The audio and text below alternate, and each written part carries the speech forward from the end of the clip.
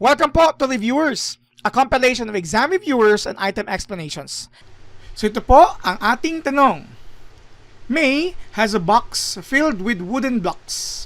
She has 17 red blocks for every 21 blue blocks.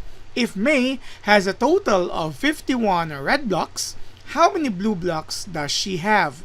A. 62, B. 63, C. 64, D. 65, or E. 66. Now this type of concept is actually related to the ratio and proportion. Let me use my pen here. Okay? Given po sa ating problem na in every 17 red blocks, there are 21 blue blocks. Okay? And we are asked about the number of blue blocks. Okay, let me rewrite it again. Okay, ulitin ko po para I could arrange it properly. Teka lang po. Okay, yan. So, if May has a total of 51 red blocks, how many blue blocks does she have? This is the question now. Now, this is again, as mentioned, ratio and proportion because you could allow it to become a ratio and ratio here as well.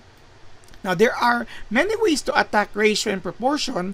We could use po yung product of extremes and means.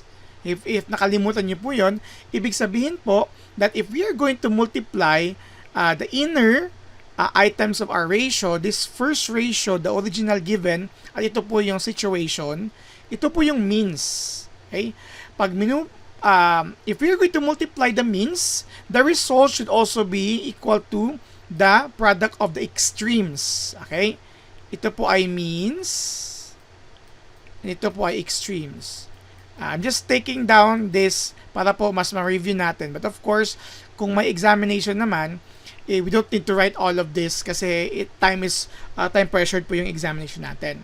Okay, that's the idea of ratio and proportion. However, for things like this po, I always encourage you to use the idea of fractions kasi mas madali po yung fractions and mas madali po natin i-manipulate po yung fraction. So yung given natin dito is 17 over 21. I'm removing muna po yung red and blue, but given dito, yung sa taas, yung numerator natin, are all for red blocks.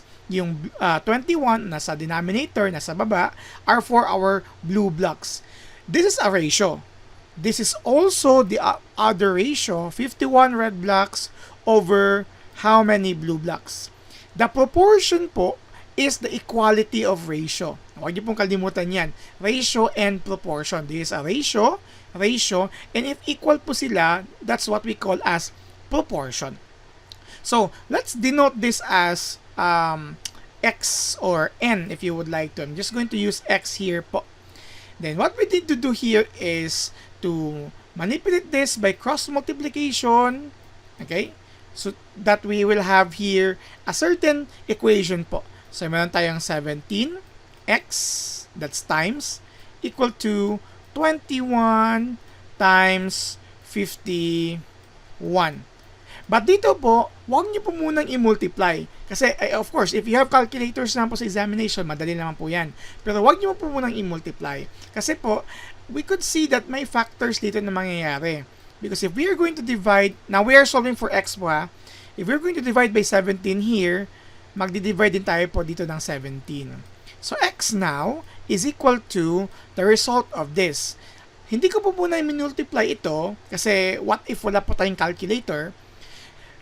51 can be divided by 17 po. Kasi yung 51 is 3 times 17.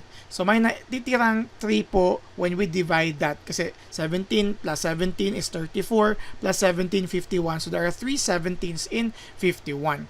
So, it's easier for me, kahit wala akong calculator, to solve this kung di ko po i-multiply kanina yung 21 and 51.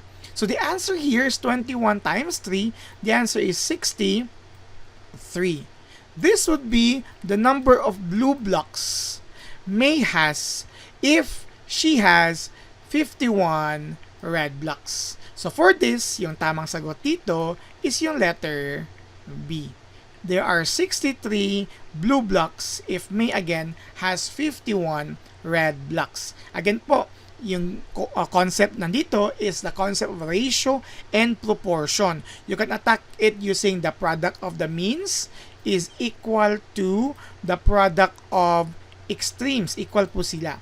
But you can also make it in the form of a fraction or proportion rather, fraction for ratio, and proportion, apply cross multiplication, simplify it further to get this result. Once again po, ito po yung reviewers. Don't forget po to subscribe on our channel, like our videos, and if kaya naman po, pakishare na lang din po. And leave a comment po for our future videos improvement. And follow our FB page and stay tuned for more videos. Maraming salamat!